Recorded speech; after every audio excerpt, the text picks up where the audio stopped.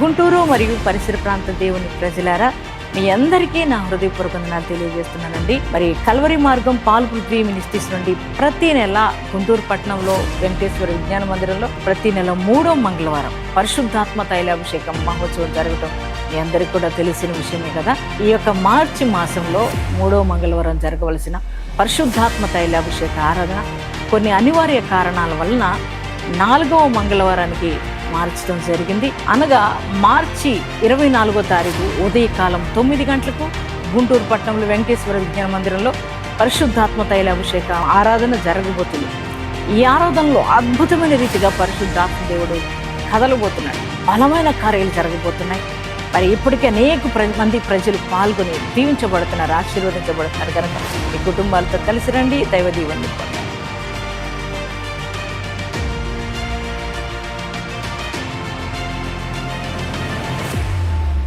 Praise the lord. Hyderabad, Secunderabad జంట నగర దేవుని పిల్లలైన మీ అందరికీ నా ప్రత్యేకమైన క్రీస్తు పేరిట శుభములు తెలియజేస్తున్నాను. ప్రియులారా, ప్రతి ఆదివారం కల్వరి మార్గం పాల్ పృథ్వీ మినిస్ట్రీస్ నుంచి ప్రతి ఆదివారం సాయంత్రం 6 గంటలకు ఆదివారపు సాయంకాల స్వస్థత విడుదల ఆరాధన జరుగుతుంది. తార్నాక మెట్రో స్టేషన్ దగ్గర సన్మన్ హోటల్ ప్రక్కన president convention AC function hall నందు ఈ ఆరాధన జరుగుతుంది. ఇప్పటికే వేలాది మంది ప్రజలు తరలి వచ్చి దైవ అద్భుత కార్యాలు పొందుకుంటున్నారు, స్వస్థతలు పొందుకుంటున్నారు. బలమైన అభిషేకముతో కూడిన ఆరాధనలో పాల్గొని పరిశుద్ధాత్మలో ఆనందిస్తున్నారు. విడుదల కొరకు ప్రార్థనలు జరుగుతున్నాయి.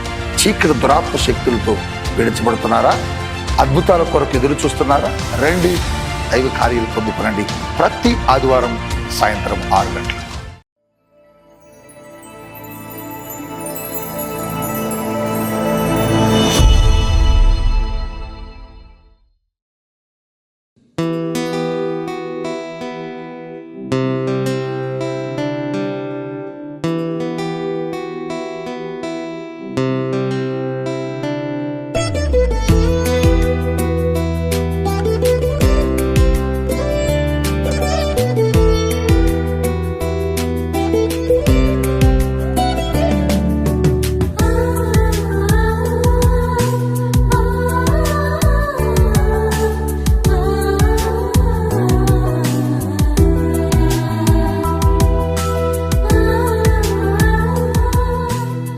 ప్రైజ్ లార్డ్ అండి.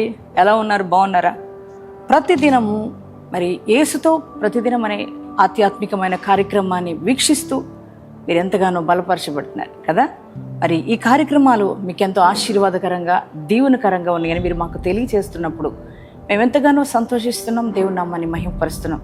ప్రియ దేవుని బిడ్డలారా, మరి ఈ ఉదయకాలం కూడా దేవుడు శ్రేష్టమైన ప్రశస్తమైన వాగ్దానం మనకిచ్చారు. ఆ వాగ్దానం ఏమిటో చదువుకుందాం. రాజులు 2వ గ్రంథము 20వ అధ్యాయము 5వ వచనం చివరి భాగాన్ని చదువుకుందాం. నేను నిన్ను బాగు చేసేదను. ప్రైజ్ ది లార్డ్ అండి. ఎంత చక్కటి మాట కదా. నేను నిన్ను బాగు చేస్తానని ప్రభు అన్నారు.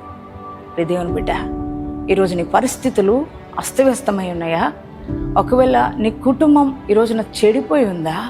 ఈ రోజున నీ కుటుంబం పాడైపోయి ఉన్నదా? ఈరోజు నీ బిడ్డల జీవితం పాడైపోయి బాగు చేసేవారు లేక ఎంతగానో బాధపడుతున్నారా? కృంగిపోయి ఉన్నారా?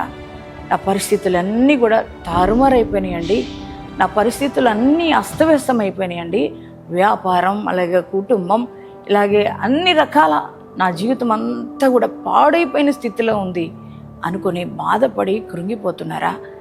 దేవుని బిడ్డ, అలాగే శరీరం అంతా కూడా కుళ్ళిపోయి ఉందా? ఒకవేళ ఆరోగ్యమే లేకుండా ఉన్నారా?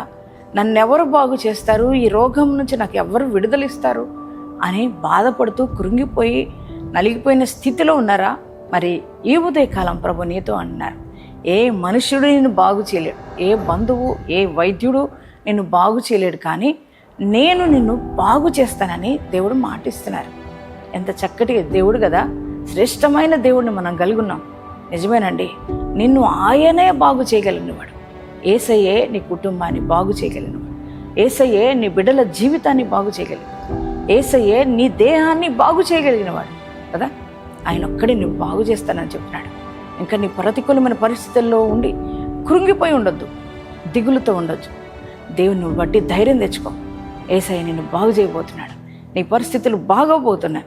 అందుకే సంతోషంతో థ్యాంక్స్ చెప్పి యేసయ్యకు మరి ఈ వాగ్దానం నీ హృదయంలోకి రిసీవ్ చేసుకో.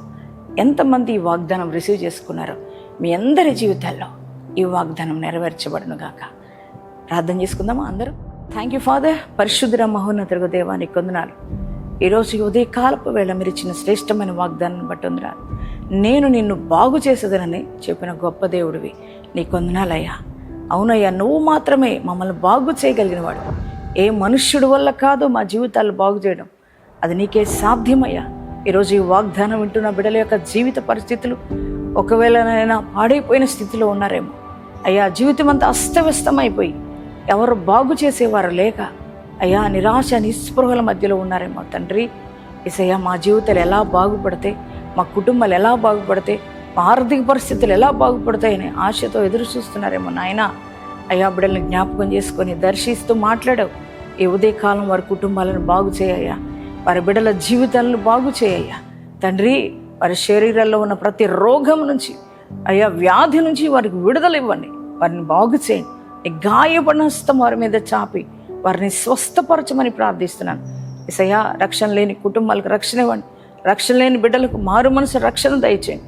ప్రభువా, నీకే స్తోత్రాలు అయ్యా. కుటుంబంలో నీ కార్యాలు జరుగునుగాక ప్రభువా. వారు చెదిరిపోయిన కుటుంబాలు కట్టబడి అయ్యా నీ నామానికి మహిమకరంగా వారు నిలవబెట్టమని నాయన ఈరోజు మ్యారేజ్ డేస్, బర్త్డే చేసుకున్న ప్రతి వారిని దీవించి ఆశీర్వదించమని నజరేయుడైన యేసు నామంలో ప్రార్థిస్తున్నాం తండ్రి. ఆమేన్.